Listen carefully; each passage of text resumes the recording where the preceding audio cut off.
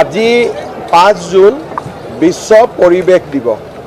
সমগ্ৰ পৃথিৱীৰ লগতে অসমতো আজি বিশ্ব পৰিৱেশ দিৱস পালন কৰা হৈছে। এই বিশ্ব পৰিৱেশ দিৱসৰ লগত সংগতি ৰাখি প্ৰধানমন্ত্ৰী নৰেন্দ্ৰ মোদী ডাঙৰীয়াই ভাৰতৰ ৰাইজক অনুৰোধ কৰিছিলে যে প্ৰত্যেকে যাতে নিজ নিজ মাতৃৰ নামত একোডালকৈ গছপুলি ৰোপণ কৰে। আজি আমি এই আহ্বানক আৰু এখোজ আগুৱাই লৈ গৈ আমি এটা পৰ্টেল মুকলি কৰিছোঁ, য'ত নেকি সকলোৱে নিজৰ মাতৃ দেৱীৰ নামত একোডালকৈ গছপুলি ৰুই পৰ্টেলত আপলোড কৰিব পাৰিব আৰু গছডাল যেনেকৈ ডাঙৰ হৈ যাব তেনেকৈ তাক আপলোড কৰি গৈ থাকিব পাৰিব। আৰু আমাৰ ৰাজ্যখনত 2024 চনত আমি 70 লাখ গছপুলি নিজৰ মাতৃৰ নামত ৰুবৰ বাবে ভাৰত চৰকাৰে আমাক অনুৰোধ কৰিছিলে। আমি 22 লাখ বেছিকৈ গছপুলি ৰোপণ কৰিবলৈ সক্ষম হৈছিলোঁ। এই বছৰো আমি আশা কৰিছোঁ যে গোটেই বছৰটোত আমি এই ধৰণে বহু ব্যক্তিক অনুপ্ৰাণিত কৰিব পাৰিম, যাতে তেওঁলোকে নিজৰ মাতৃৰ নামত একোডালকৈ গছপুলি ৰোপণ কৰিব পাৰে।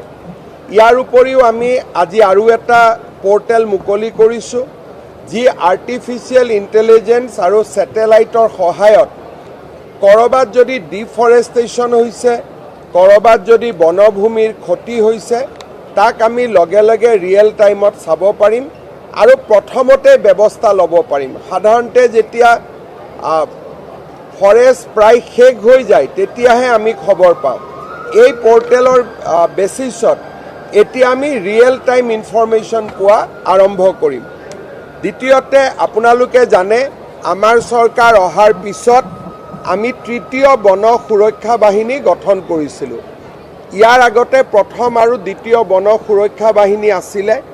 আজি আমি তেওঁলোকক আৰ্মছ, তেওঁলোকৰ বাবে যি অস্ত্ৰ যন্ত্ৰৰ প্ৰয়োজন, অস্ত্ৰ শস্ত্ৰৰ প্ৰয়োজন, তাকো আজি আমি প্ৰদান কৰিছোঁ, যাতে অসমত বন সুৰক্ষাৰ ক্ষেত্ৰত বন সুৰক্ষা বাহিনীয়ে স্বতন্ত্ৰভাৱে আৰু খুব শক্তিশালীভাৱে কাম কৰিব পাৰে।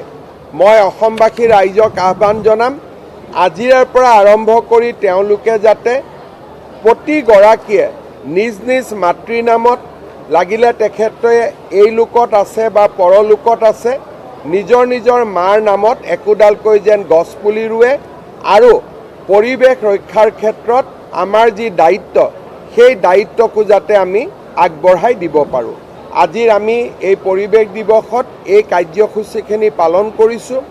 ইয়াৰ লগতে বন বিভাগক আমাৰ ৰেঞ্জবিলাকত গাড়ী নাছিলে, ডিভিজনবিলাকত গাড়ী নাছিলে।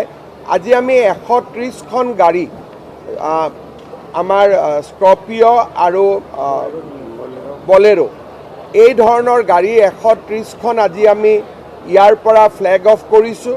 ই আমাৰ ডিভিজনত যাব, ৱাইল্ড লাইফ ৰেঞ্জত যাব আৰু কেইখনমান গাড়ী আমি কিনিম, যাতে টেৰিটৰিয়েল ৰেঞ্জবিলাকতো আমি একোখনকৈ গাড়ী দিব পাৰোঁ। বনভূমিক ৰক্ষাৰ ক্ষেত্ৰত আমাৰ নিৰন্তৰ প্ৰচেষ্টাক আজি লোৱা পদক্ষেপসমূহে আৰু অধিক শক্তিশালী কৰিব। আমি ৱাটাৰ বটলত, আপোনালোকে জানে যে নিৰ্দিষ্ট এটা বটলৰ আমি যিটো ওৱান টাইম ইউজ, তাক আমি বেন কৰিছিলোঁ আৰু 500 ইউনিটৰ ওপৰতহে পানীৰ বটল আমি আনিছিলোঁ।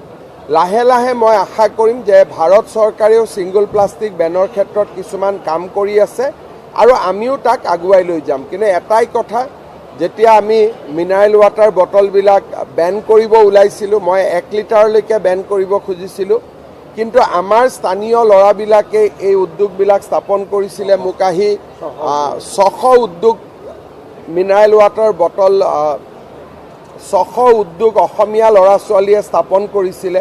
সেইকাৰণে মই 1 লিটাৰলৈকে কৰিবৰ কাৰণে অসুবিধা পালোঁ। তেওঁলোকে বেংকৰ পৰা লোন আদি লৈছিলে, কিন্তু 500ৰ বটল এতিয়া আমি দেখা নাপাওঁ, সেইখিনি আমি কৰিবলৈ সক্ষম হৈছোঁ।